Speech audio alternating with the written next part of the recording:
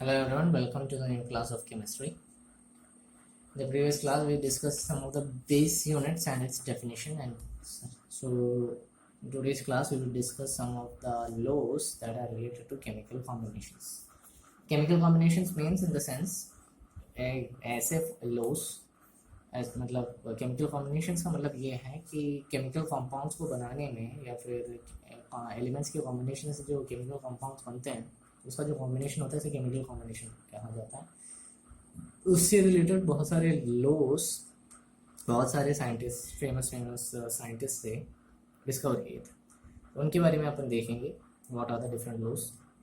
Mainly 5 laws हैं, वैसे एक एक करके डिस्कस करते हैं क्या क्या लॉज हैं। Okay, the very first law is the law of conservation of mass. Law of conservation of mass Antoine Lavoisier ने 1789 में बताया था। अकॉर्डिंग टू दिस लॉ उनका ये मानना है कि अगर कोई भी फिजिकल या केमिकल चेंज होता है किसी भी सब्सटेंस में या फिर किसी भी रिएक्शन में फिजिकल या केमिकल चेंज हो रहा है, उस वस्तु के मास में कोई भी change, there will be no net change in the mass of that substance if there occurs a physical और केमिकल चेंज। ओके, सो इसमें एक चीज़ ज़रूर कह सकते हैं कि मैटर ना ही क्रिएट किया जा सकता है और ना ही डिस्ट्रॉय किया जा सकता है। मैटर को ना ही क्रिएट किया जा सकता है और ना ही डिस्ट्रॉय किया जा सकता है। This is the law of conservation of mass. Okay, second law is the law of definite proportion. इस लॉ को इंट्रोड्यूस किया था जोसेफ फ्रॉस्ट ने। अकॉर्डिंग टू दिस लॉ इनका ये मानना है कि अगर कोई भी कॉम्पाउंड हम ले तो उस कॉम्पाउंड के अंदर जो भी एलिमेंट्स का वेट होगा, जो भी एलिमेंट्स का जो मास होगा, वेट के से भी ज़्यादा बढ़िया हो रहेगा मास। बिकॉज हमने प्रीवियस क्लास में बताया था मास और वेट में क्या फर्क है। इनके हिसाब से वेट के लगभग डिस्कशन हुई थी इनकी बात, ये जब कह रहे थे, लेकिन हम जब बात करेंगे तो हम मास के बारे में बात करेंगे। तो इनका ये मानना था कि जो कॉम्पाउंड है उसके अंदर जितने भी एलिमेंट्स पाए जाते हैं they always contain the same proportion of elements by the mass. Mass के हिसाब से उनके अंदर के एलिमेंट्स सेम प्रोपोर्शन में ही पाए जाएंगे, चाहे चेंज कैसा भी हो, उनका प्रोपोर्शन हमेशा सेम रहेगा। इस लॉ को एक और नाम से जाना जाता है लॉ ऑफ डेफिनेट कॉम्पोजिशन, क्योंकि इनका कॉम्पोजिशन हमेशा सेम रहता है और लॉ के हिसाब से हमेशा कॉम्पोजिशन बराबर रहेगा। जैसे फॉर एग्जांपल इन्होंने एक्चुअली इस स्टेटमेंट को प्रूव करने के लिए क्या किया, एक केमिकल लिया जिसका लेबोरेटरी वर्जन भी था और नेचुरल वर्जन भी था। मतलब लेबोरेटरी में बनाया जाने वाला भी, मतलब उसका लेबोरेटरी में बनाया गया वस्तु भी लिया और उसका अपना लेबोरेटरी नेचुरल वस्तु भी लिया। ठीक है, तो एक्चुअली वो जो चीज़ उन्होंने बनाई थी that was actually cupric carbonate, CO3। उन्होंने ये चीज़ बनाई थी कुप्रिक कार्बोनेट। तो उन्होंने जब देखा तो उन्होंने और दूसरे सारे एक्सपेरिमेंट्स किए, तब उनको पता चला कि उन्होंने जो चीज़ ली थी उसका नेचुरल वर्जन, जो नेचुरल वर्जन उन्होंने लिया था उसमें भी, और जो सिंथेटिक वर्जन जो लेबोरेटरी से मिली हुई चीज़ थी उनमें भी, इन तीनों वस्तुओं का, कॉपर, कार्बन और ऑक्सीजन, इनका जो कॉम्पोजिशन था लगभग एक ही था। मतलब कॉपर नेचुरल और सिंथेटिक वर्जन में एक ही वैल्यू था, एक ही परसेंटेज अमाउंट में पाया गया था। कार्बन दोनों में एक ही परसेंटेज वैल्यू में था, ऑक्सीजन दोनों में एक ही परसेंटेज वैल्यू में था। तो इस हिसाब से उन्होंने इस लॉ को डिफाइन किया। And also this law is also known by the name law of definite composition. Okay, next law is the law of multiple proportion. इसको प्रपोज किया था डाल्टन ने 1803। इस रूल के हिसाब से इनका ये मानना था कि अगर दो एलिमेंट्स मिक्स होकर एक से ज़्यादा कॉम्पाउंड फॉर्म करता है तो जिस पर्टिकुलर इन दो एलिमेंट्स में एक एलिमेंट हमेशा फिक्सड रहेगा और दूसरा एलिमेंट चेंज होता हुआ रहेगा।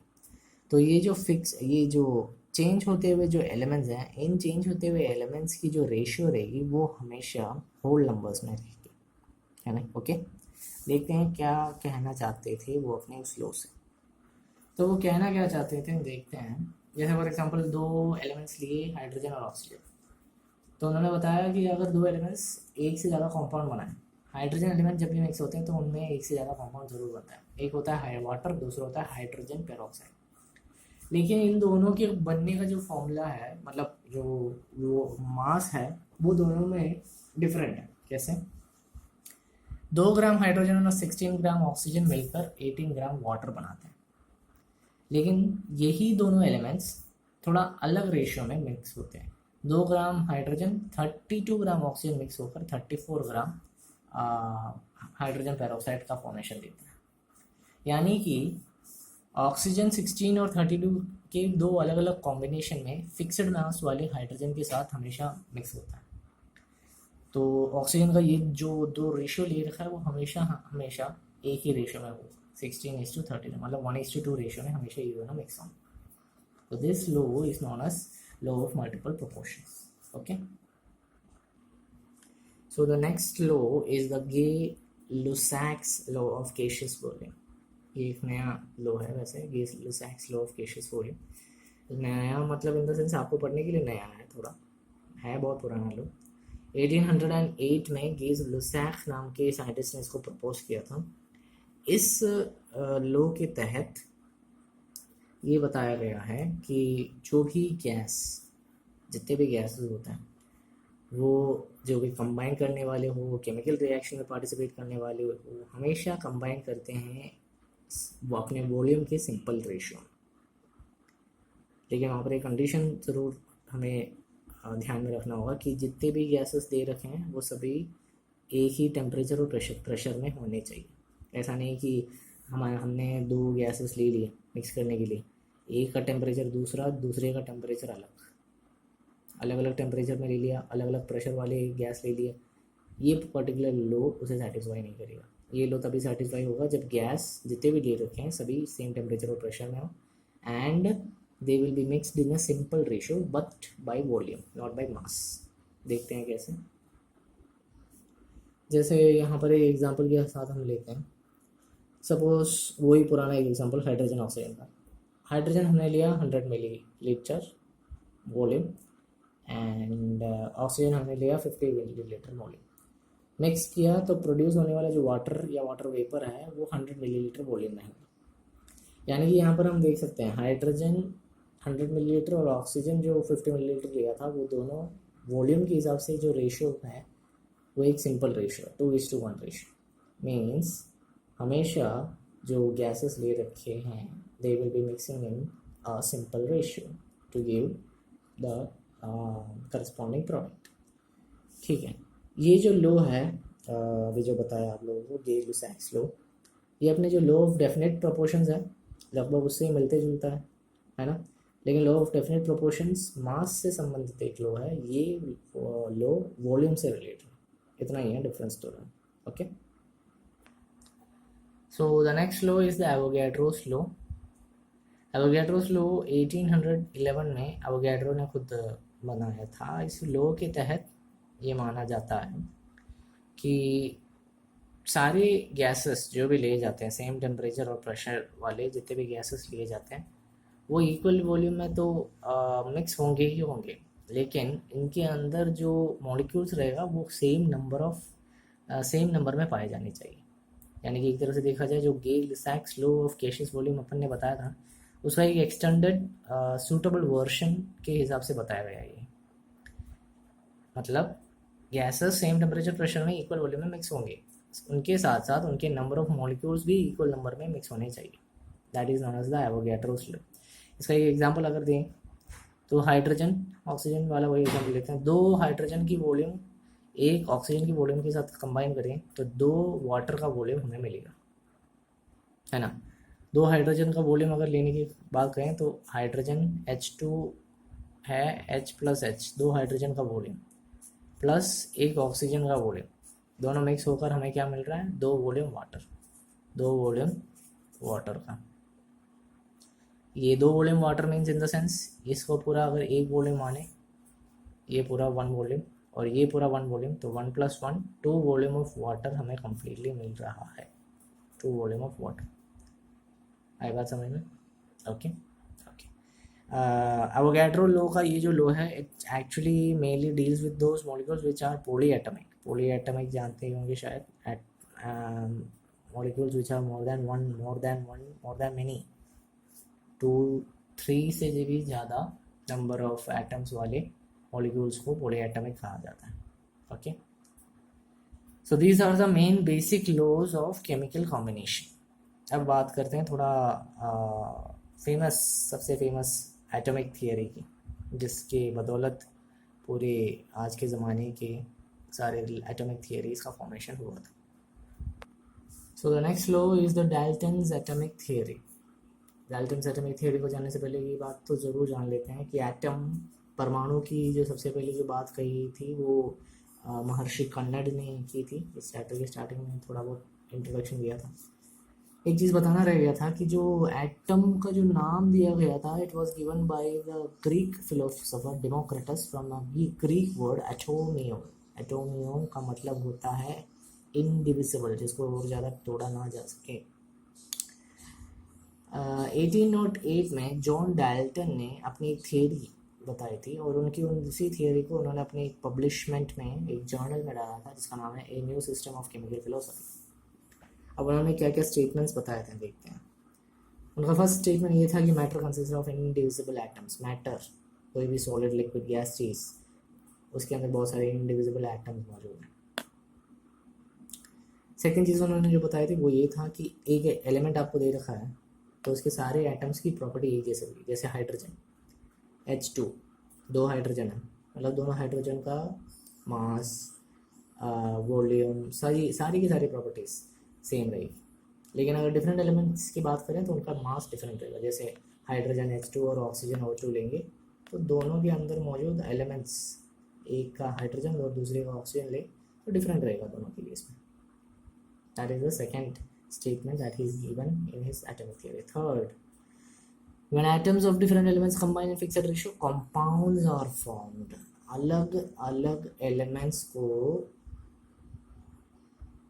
की मदद से अगर एक कंपाउंड फॉर्म करने की कोशिश कराएं तो वो हमेशा एक फिक्स्ड रेशियो में फॉर्म होंगे. बेसिक एग्जांपल छोटे क्लास से पढ़ के आए. Hydrogen plus oxygen gives water. Hydrogen oxygen mix होने पर वाटर मिलेंगे. किस रेशियो में? 2 हाइड्रोजन और 1 ऑक्सीजन. ये रेशियो बड़ा होगा. 2 हाइड्रोजन एंड 1 ऑक्सीजन, 2:1 रेशियो. बहुत देर से हम वही रेशियो के बारे में बात कर रहे हैं. 2:1, 1:2, 2:1, 1:2, वही रेशियो के बारे में बात कर रहे हैं. सो एटम्स हमेशा कंबाइन होंगे in a specific ratio to form a compound. Okay, and last but not the least, उसके उनके उस एटॉमिक थियरी के लास्ट टॉपिक पॉइंट उन्होंने जो बताया था, केमिकल रिएक्शंस. एक्चुअली उन्होंने एक छोटा सा डेफिनेशन बोला था. केमिकल रिएक्शंस एक्चुअली एटम्स का रीऑर्गेनाइजेशन, मतलब एटम्स इधर उधर हो जाते हैं, उसे कहते हैं केमिकल रिएक्शंस. यानी कि वहाँ पर कोई नया एटम्स बन भी नहीं रहा है, कोई पुराने एटम को तोड़ा भी नहीं जा रहा है. Means in an overall chemical reactions atoms are neither created nor destroyed, लेकिन उनके ट्रांसफॉर्मेशंस हो रहे हैं रिएक्टेंट से प्रोडक्ट की तरफ, प्रोडक्ट से रिएक्टेंट की तरफ. That's all. डाल्टन की इसी थियरी ने सारे केमिकल कॉम्बिनेशंस की जो लॉज हैं उन सभी को एक्सप्लेन किया था.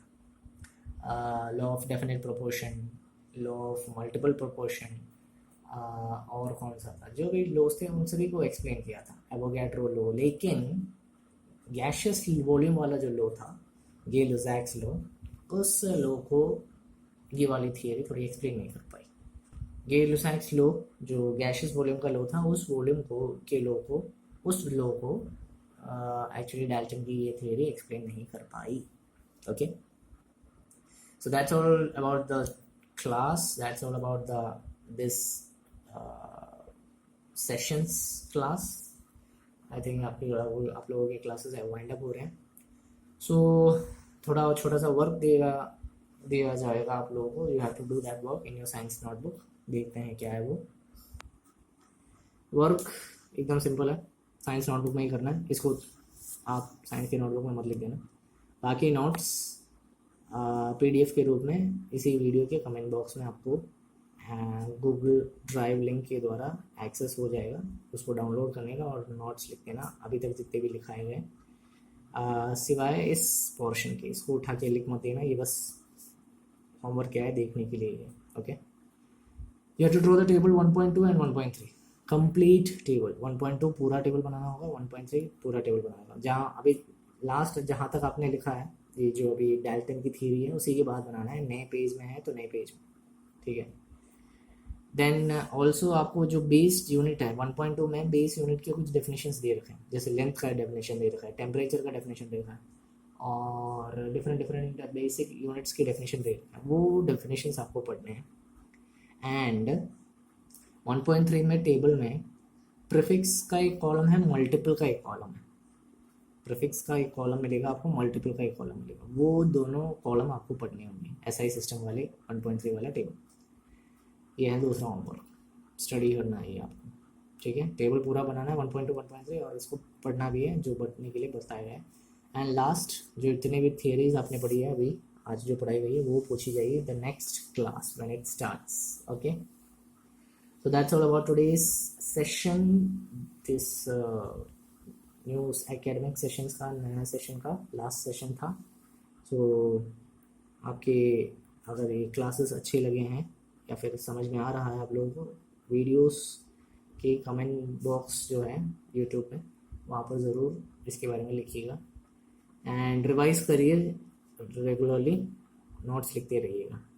So stay safe, stay healthy with your family and stay safe at your home and have a nice, wonderful summer vacations. Thank you and have a nice day.